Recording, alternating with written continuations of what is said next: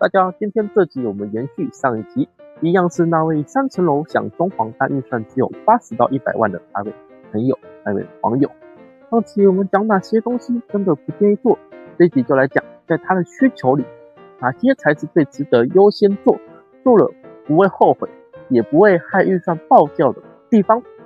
首先说他的需求真的不算少，3层楼加3间浴室，还想做中岛、衣柜、更衣室和天花板。这些我知道都好看，但在预算有限的情况下，一定要分清楚什么是必要，什么是以后再做比较轻松。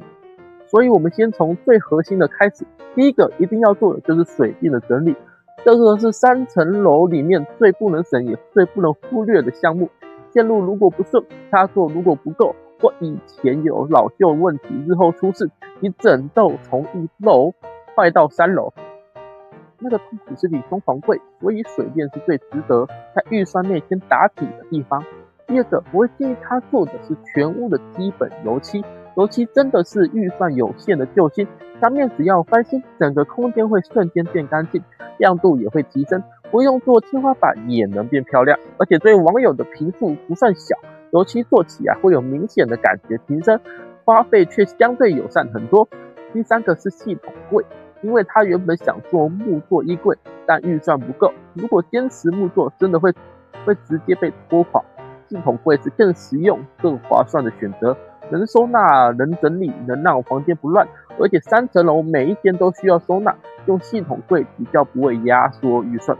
效果也好很多。第四个最值得做的是3间浴室里挑最常用的那一间先处理，像主卧那边通常使用率最高，灯光换亮，通风改善，天花板补强，地面止滑，这些都是提高生活品质的优先项目。其他2间浴室可以留到未来的预算比较宽再做，不用一次全部上。第五个是灯光，对网友的清单里，天花板几乎是每层都想做，但其实完全可以先不用做，反而用轨道灯、台灯、灯条都能把家照得很好看，而且价格非常友善。灯光做好，整个空间的质感会跳好几格，不需要大工程就能提升效果。第6个是动线的改善，对网友的需求很多以美观为主，但其实最值得优先处理的是每天都会用到的地方，像玄关放鞋子的空间、书桌采光够不够，厨房走道顺不顺，这些地方只要调整一次，每天都会有感，而且费用也会相对不高，但回馈非常大。最后一项也很重要，就是不要把所有东西一次做到满，因为这位网友的需求量真的不少，但预算比较紧，如果一次全部做，很容易变成每个地方都做到一半，效果不明显，反而浪费钱。所以留白非常重要，先把必要做的核心项目完成，生活起来舒服，之后再慢慢升级，这样才实际比较不会有压力。所以总结一下，对于网友最值得先做的就是水电、油漆系统柜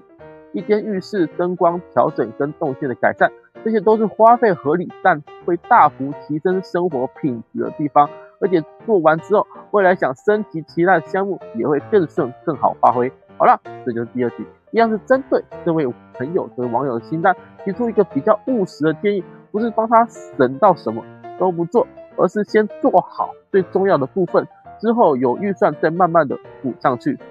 这样3层楼也能住得舒舒服服，不会有压力爆棚。如果你们还想看我分析其他奇怪或有趣的装潢清单，欢迎丢给我，我真的很乐意研究。高中生也可以讲装潢的，只是讲的比较平易近人而已。